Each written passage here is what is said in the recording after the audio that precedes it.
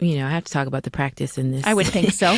In this situation, because, right, when we meditate and we're learning to live more mindfully, it's interesting to see how much stress or something like fear can really skew our perception to the point where we feel like we don't have choice.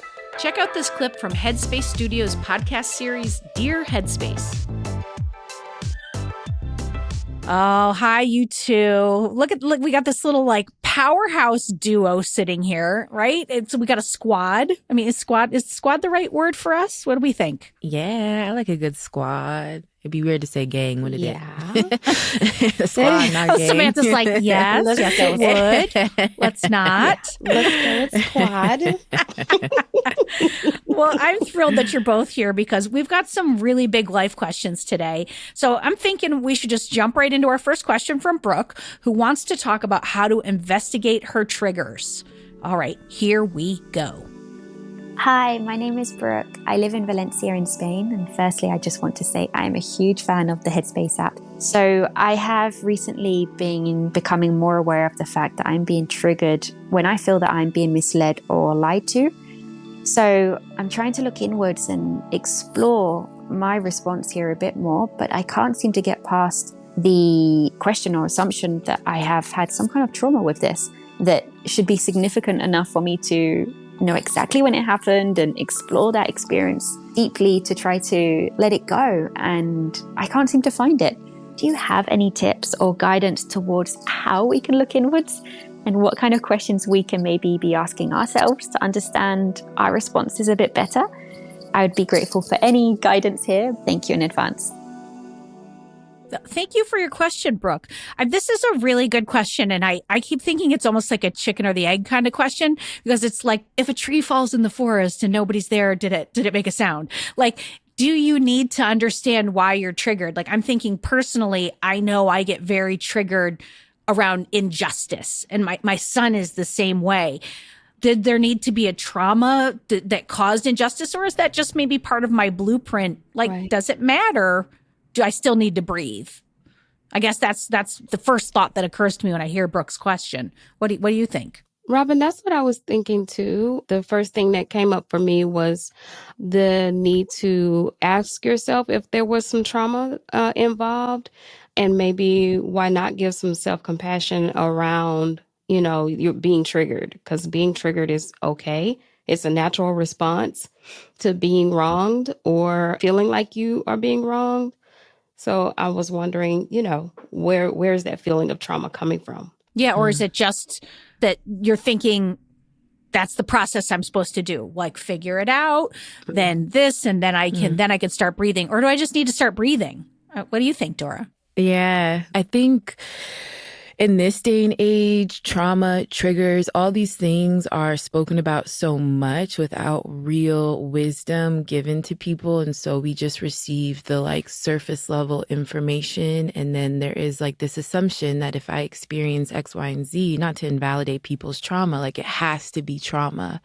And I think what's important for this listener, as she kind of mentioned, was getting to understand your response, because that's what trauma is, right? It's our response to what is happening, our body's response to what is happening. And so there is a lot of wisdom that can be found in moving away from the intellectualizing and the rationalization of whatever is occurring, and instead connecting to the wisdom of your body and what is going on when you experience someone that is lying to you or you're being misled.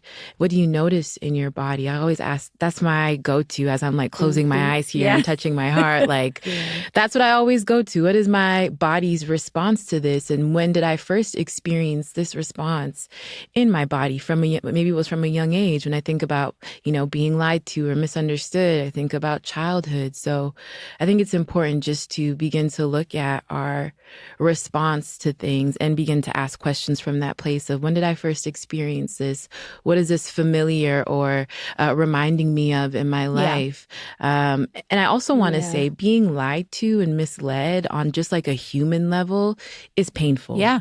Right. You know, no one wants to experience that. And I love what you said, Samantha, like the compassion piece is really, really important. There's nothing wrong with you. It's just that being lied to sucks. It hurts. Yeah. You know? No, there's like there's a whole, like, you broke my trust. You broke my, like, you know, there's like, like, depending on how far I want to dive into the wormhole, I could take it to a, like, what's wrong with humanity? Like, you could just follow that lead, you know, that's like, that's why I always think of like what do I need to do to break the cycle in this moment to come back to just like, oh, I feel that made me feel bad. Yes. Right. And how do you feel like you should be responding? Like, have you asked yourself, what would be an appropriate response in this moment?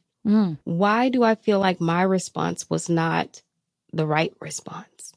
Like, what responses have you seen to someone being wrong that you felt like, oh, that was too much or too far or too little? Start exploring or asking yourself those questions, because you have to define for yourself what type of response feels good to you, matches your value system, makes you feel like you've been heard, seen, and you can walk away not holding responsibility for the other person's perspective or their willingness to change. Yeah, I love that. I think, the biggest, and this is how my own teaching style, this is why I love asking a good question, because there's so much that we can find and uncover from just sitting with ourselves and asking the question. If I was just to sit here and give you all this advice, it kind of like takes away from the process of problem solving and getting curious about your own experience and diving deep. There's a really beautiful poet, Rilke, who talks about living the answers. And so sometimes in life, you have to live to find the answers, right? You couldn't read about it in a book. You couldn't attend a seminar and try to find the answers in that way. But sometimes we do have to experience these like visceral reactions to being misled or misunderstood or lied to then to start asking ourselves questions around like, what is the appropriate response, or how do I want to respond in this moment? What is my body telling me, or my mind, or where am I being brought back to? Like, I love a good question. Yeah. Because then there's also curiosity. There's hopefully no space for judgment in that, but we can just start to get curious around what is going on and working from there, instead of making it like a matter of fact type of thing of I'm triggered and that's it. You know? Or like feeling the need to create a process. I'm triggered, therefore now I need to do this and now I need to do that. And Dora, I had like my shoulders went up a little bit when you were just like, see if you could just sit with it. Cause like, I like to make a list. I like to get stuff done. And it's like, you're like, no, just sit in it for a minute, sit in your feelings. And like, I can't make my shoulders go down at the idea of having to sit with it. So I wonder, Brooke, if maybe that's some of what's going on, of like wanting to like fix versus be, and you know what I mean? Yeah. I mean, this is another thing about the human mind, is that it loves certainty, it loves closure, it loves clarity, right? And so it's searching for those things. And that's why we do go into hyperfixation around creating the right process and routine, or, right? Because maybe it's providing a soothing in that moment because we do have a little bit of control, right? It's like, I've started to work on this thing and now there's a little bit of control.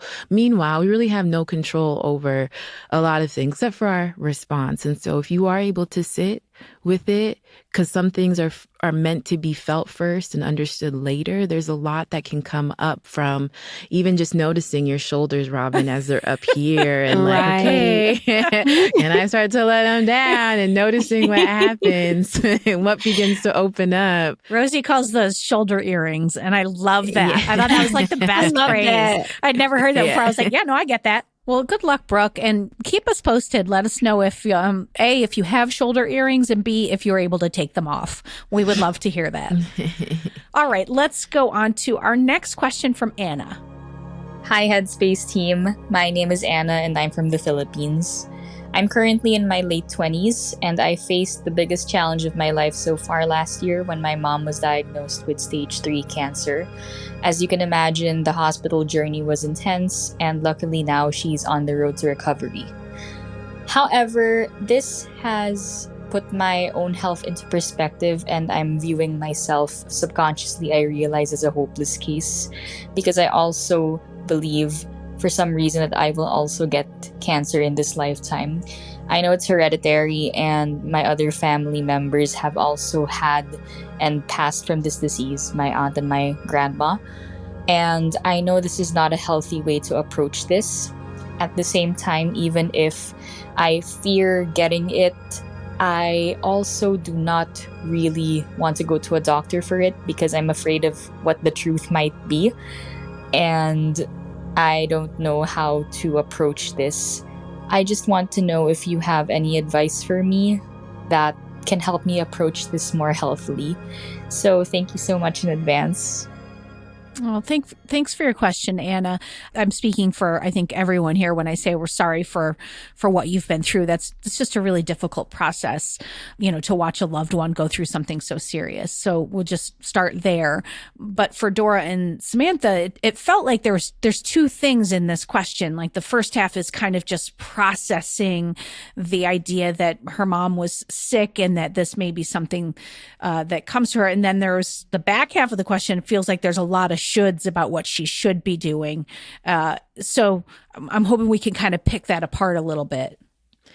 Yeah, sorry. I'm like, as I was listening to her, I'm like, ooh, it feels stuck. Yeah. Like, can't go this way, can't go that way, right? Yeah. I think something that is interesting that I was thinking about as she was speaking is this idea of like the power of our perception, and how the way that we are perceiving things can either liberate us or keep us stuck. And I think about my family and how when I was younger, I used to be really athletic. And one of my aunts was like, that alcoholism and diabetes is just something that we'll all get in our family. So there's no point in you exercising. Oh, okay. And in my head, I was like, girl, what? You're like, I'm 12. But shouldn't I then be exercising? Right. And I was thinking about the power of the perception. Some people may see it as like, there's a sense of like hopelessness. But for others, right, it's like you feel empowered to not want to then live true to that story or this thing that has been passed down. And I know it's difficult when you see it all around you, but I think there's something to be said about working with and healing this perception that you have, because it really is such a powerful thing, and it can either keep us stuck or we can be motivated and empowered to not make that come true for ourselves. Yeah, because it's like knowledge is power. And, it's like, I do think there's like some people want to know if they have the cancer gene and others are like, I don't want to know. And I think it's important to know who you are. But in that choice, I wouldn't want to make it out of fear or out of shoulds. Right. Yeah. I think about like some years ago, my mother went through a cancer journey, and my own experience with all of these questions that are just out there, and what should I do? What could I do? What will happen? What won't happen? And you're just left with a lot of emptiness, and all of the things that are supposed to kick in don't kick in the way that they maybe have kicked in before. So you might have these protective factors. So in the past, the more I knew, the more I could protect myself. Well, in this moment, the less you know, the more you feel protected. Ooh.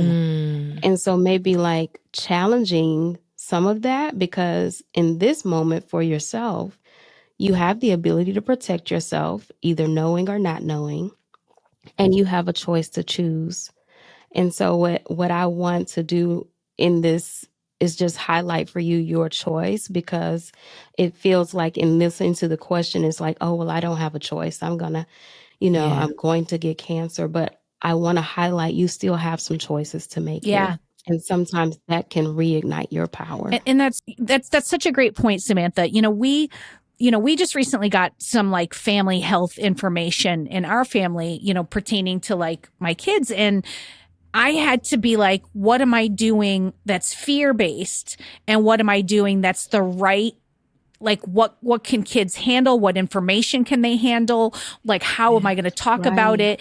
And my initial response was just fear-based. It was just like, like I should tell. And then I was like, I should not tell. We should, so it's like, then I had to calm down and get to a place of, oh, maybe when they're 18, this is a conversation to be had. But like you're saying, Samantha, what's so there, like I didn't have choice in the beginning of the conversation. And then as I got to clearing away emotions and initial fears, then I had choice and I could decide what was best for us and the family. So that's a really, really great note.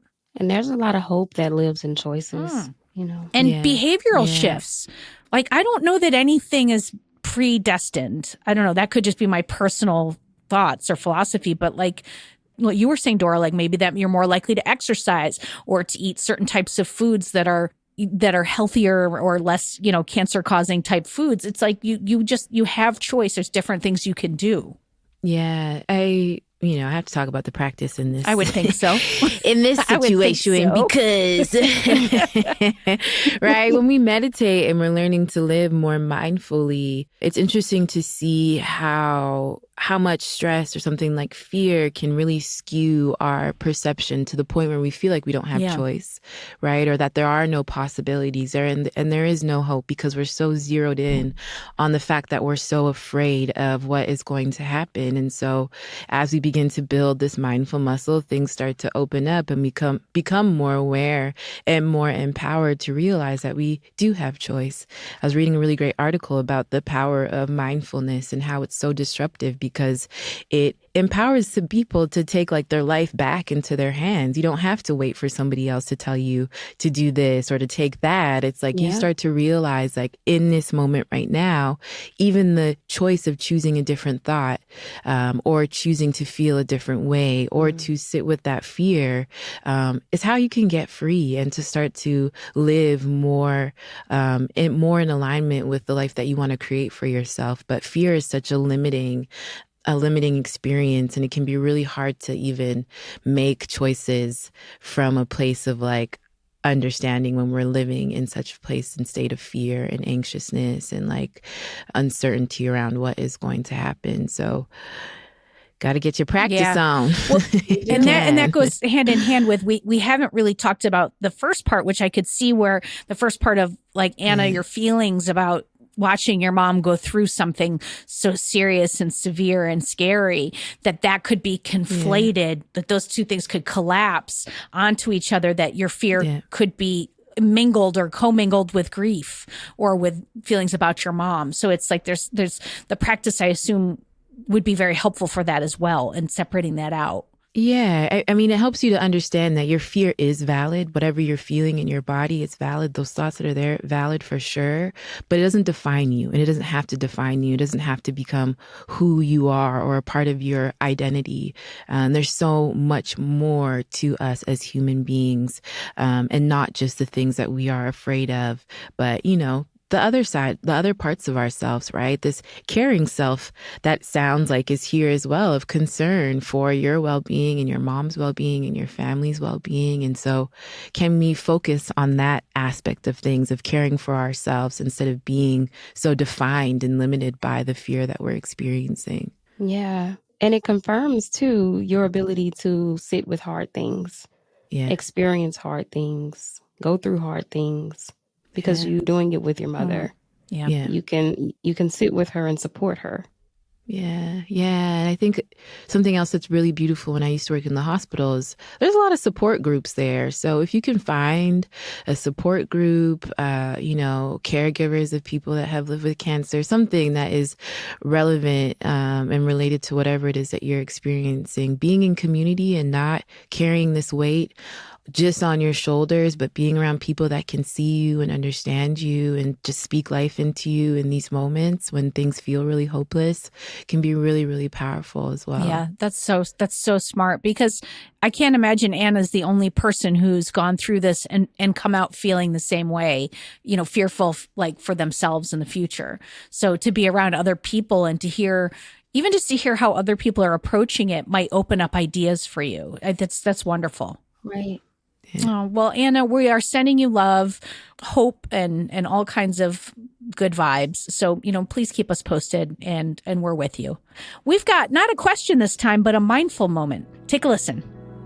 Dear Headspace, my name is Bonnie and I'm from Brisbane, Australia.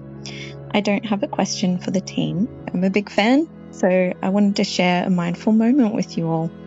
So I used to do a fair bit of hiking and bushwalking, but it's been a while since I've been going regularly. And not so long ago, I decided I would go on a walk with my partner. We were walking up at a quite challenging hill and we stopped to have a break. And in that moment, it was really beautiful. We sat down and took in the view, and I noticed all these sensations. So the feeling of the breeze in the air was playing with the leaves in the trees. I felt it on my skin. I felt the air in my lungs. And I just felt very connected to my partner and myself and the experience and nature and the world. And I thought it was a beautiful thing. So I just wanted to say a big thank you to everyone involved with Dear Headspace. Oh, that was so lovely. Thank you, Bonnie. I love that our community is like this, is so tight, that she thought of us in this beautiful moment in her life. Like, that brought me such joy to hear. And it just, I was like, first of all, I was like, we got to put this in the show. But then I was like, it made me think about like, where do you find that mindful moments pop up for you most in your life? Dora, go. Like right now? Is this a mindful moment right now? And the next moment. This is a mindful moment for sure.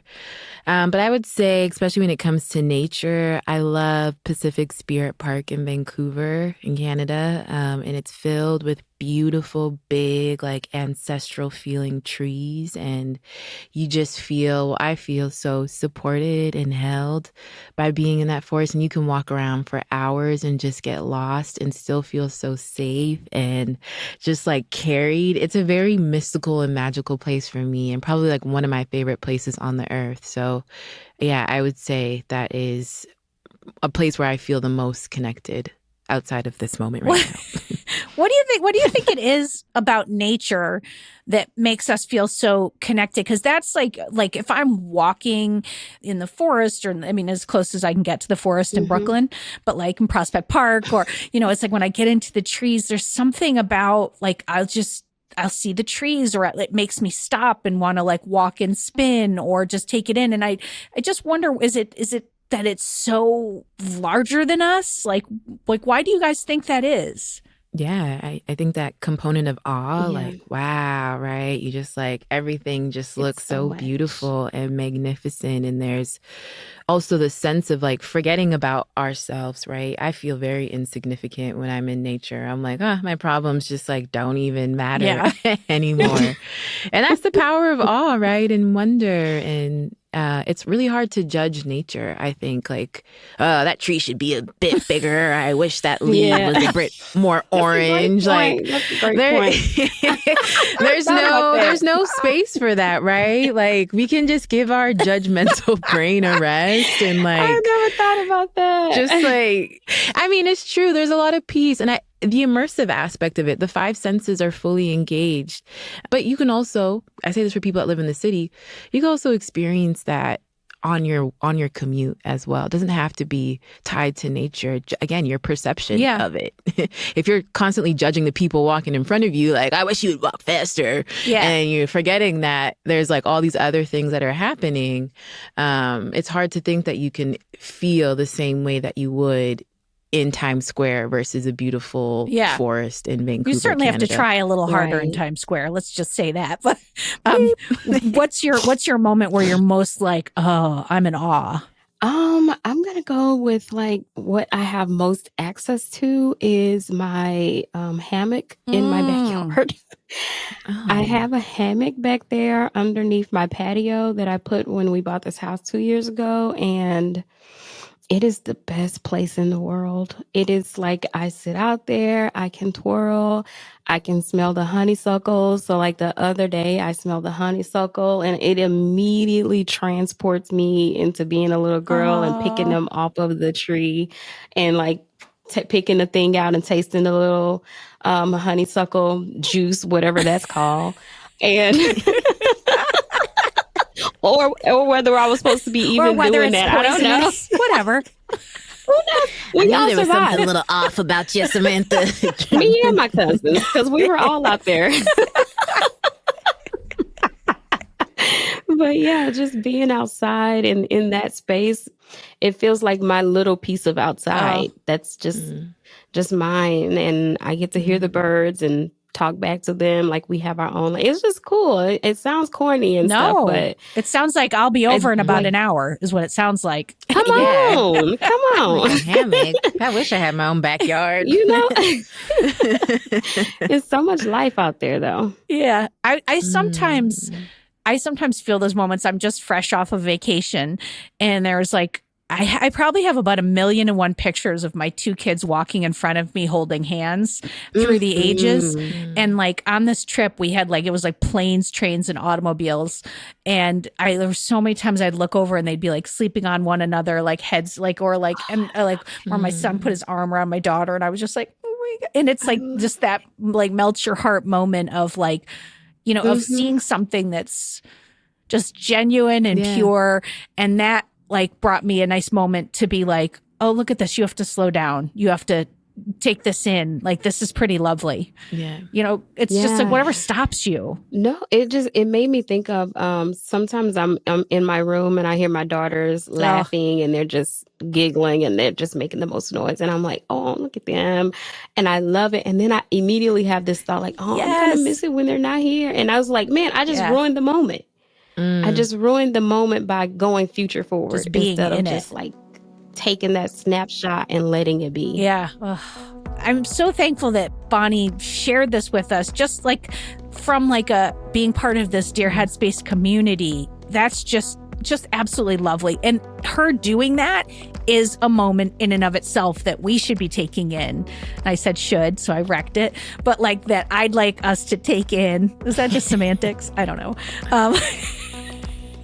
But when I heard it, I thought that this would be such a nice way to wrap up the show, just thinking about all the ways that we are connected and that we can be present in addition to mindfulness and meditation. So thank you, Bonnie, and thank you, everybody, for your calls today.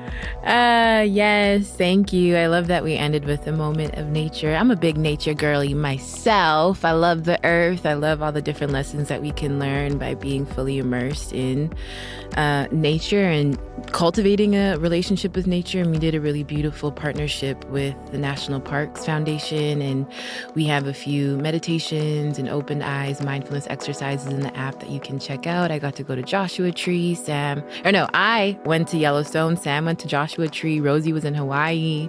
So make sure that you check out some of that content in the app.